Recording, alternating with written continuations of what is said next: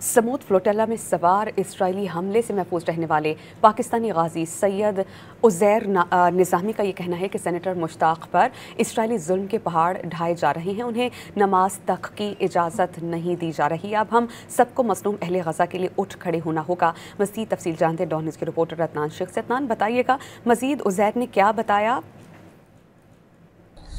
जी बिल्कुल, समूद freedom flotilla से जो वापस पहुंचे हैं गाजी सैयद उज़ैर निज़ामी, वो इस वक्त मेरे साथ मौजूद। आइए इनसे बात करते हैं। अस्सलाम वालेकुम जी। वालेकुम सलाम। ये बताइएगा कि कब आपका प्लान बना, कितनी कश्तियां थी, क्या सीन था, जो इसराइली फौजी थे उन्होंने कैसे गिरफ्तार किया, वापसी कैसे आपकी मुमकिन?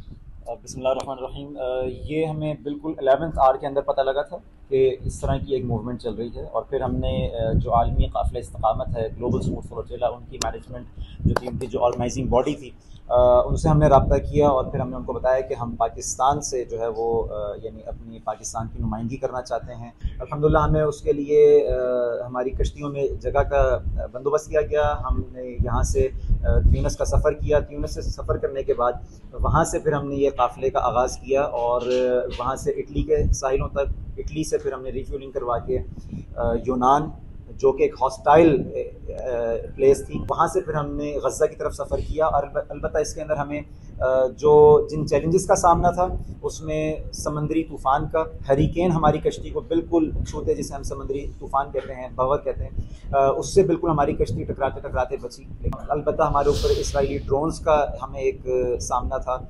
हमारे ऊपर हमले किए गए, बाद हमारा हिसारबंदी की गई, हमें यानी हमारा रास्ता रोका गया गज़ा के पानियों में, इंटरनेशनल वाटर्स के अंदर, और वहाँ पर फिर हमें रोकने के बाद एक हिसार बनाकर हमें जो है वो कैदी बनाने की जो है ना वो उन्होंने कार्रवाई का आगाज़ किया। आपकी कश्ती में सामान क्या क्या था और आपके साथ में कितने पाकिस्तानी मौजूद थे जो मुख्तलिफ कश्तियों में थे? इब्तदाई तौर पे ये 6 रुकनी वफ़द था जो पाकिस्तान की नुमाइंदगी कर रहा था। बीच में हमारे 2 साथियों की कश्ती को हादसा पेश आ गया इटली के साहिल पर, जिसकी वजह से उनको पाकिस्तान वापस आना पड़ा। जी बिल्कुल, ये थे सैयद उज़ैर निज़ामी, और इनका ये मिशन है कि अब हम जब तक गज़ा आज़ाद नहीं होगा तब तक हम अपनी जद्दोजहद जारी रखेंगे। जी।